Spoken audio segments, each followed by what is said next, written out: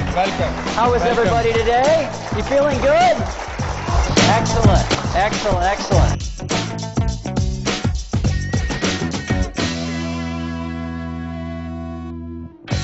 What does subconscious mind mean? It's not the waking state. So that would be the unwake state. Okay? Great. Anybody else? Unconscious mind or subconscious mind. Boy, those of you that have studied Freud psychology, there's subconscious, unconscious, superconscious, but I'm going to keep it simple here because we don't need that much detail. Yes, sir? Programming. That would be an element of it. Anybody else? Subconscious mind. Do you have one? Do you have one? Where is it? I don't see it. Do you have one? You think so? Is it here? Is it here? Is it here? It might be here, right? Okay. There's a debate whether it even exists in space. Like, I don't think you could open a brain and say, there's the unconscious mind because it's part of your brain. So it's sort of a fictitious place, but they call it part of the mind, which is conscious and unconscious. You right now are listening to me consciously. Unconsciously, your heart's beating. You're aware that gravity exists. Your body is regulating your temperature. All these things are happening unconsciously. Okay? Handwriting is part of the unconscious mind. Most of you, until recently, never thought much about how you wrote, except when you learned to write 10 years ago. So it's all unconscious. So that's why it's great if someone gives us handwriting, because they get to peer into their unconscious mind. And that's real sneaky. But it's useful. Okay? You scan down this page here, fight or flight, which basically means that our unconscious mind either runs away from something or it fights it if it gets scared. Especially when we're really, really young. Like when we were running around here with dinosaurs. Does anyone believe that we were actually here with dinosaurs? No? Well, there's a lot of museums that would have you believe that man and woman existed next to dinosaurs. Okay? And if a dinosaur showed up on your doorstep, what would you do? What would you do? You would either do what? You have two choices. You wimp. You'd run away? There's no bravery stroke in his handwriting. I would run away too. Because my body goes, if I can fight, if I have a chance, maybe I'll fight. But I'm going to run away. If the iron is hot, ouch, you pull it back. It's a reaction, okay? And so if you, and we'll talk about this much later, especially tomorrow and the next day, why you behave the way you do, as you encountered problems when you were a child, you either fought them or you ran away from them. And a good way to run away from them is withdrawal. If anybody here has emotional withdrawal, introversion, fear, oh, those kids may not approve of me. I'll just go over here. That's flight. It may hurt if she rejects me. I won't ask her. See? Fight or flight. It's the root behavior of much of us, and it goes back to when we were living with dinosaurs and we needed to survive.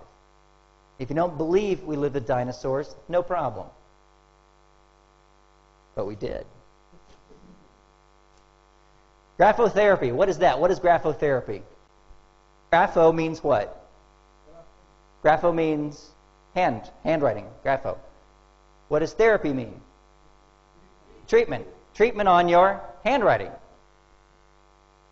So who believes that you could change your handwriting and affect your personality? Good. Good. I only have to convince 3 or 4 of you. This will make it easier, and the rest of us can get on with changing our lives. But I will, by the way, I will spend time talking about the scientific reasons, the research they did at UC Davis, and some of the brain chemistry behind it, because for years I believed in it, and I saw that it worked, but I didn't understand why. And so when it came down to talking to a psychiatrist or a medical doctor, I was at a loss to explain it. I'm not at a loss anymore. Okay? So here's chapter 9. Look at the chapter test and just scan there and make sure you understand those words. Raise your hand if you don't understand a word there. There should be 2 people raising their hands because I skipped 2 words. Triggers. Thank you. Graphology. Great. Graphology is the same thing as handwriting analysis. Neuropathways. Neuro means what? Neuron. Neuron is the smallest part of the brain, and it's what transmutes electricity. You see the lights around us? They have filaments, and it burns inside the light bulb.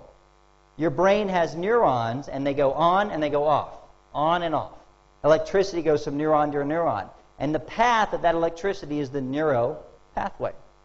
Okay? It's why our handwriting is unique, because we all have consistent neural pathways, and electricity tends to follow a proven course. Finally, triggers, sometimes called anchors. Okay? We'll go into detail tomorrow a lot, but just let me ask you this question. When I say the name Gandhi, what do you feel? No, that's not a feeling, that's a description. What's your feeling? Respect, peace. Anything else? Freedom. Instantly, right? Instantly. Okay? What if I say the word 9/11? Crash. Airplane crash, right? Instantly. Okay? Why would the phrase 911 mean that you think about airplanes crashing? Why? Not because of what's happened.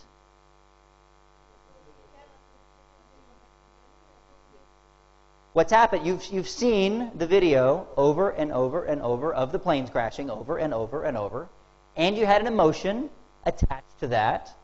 Because you repeated it and the emotion attached to it, it became a trigger. Right? What is a trigger on a gun? Has anybody ever shot a gun?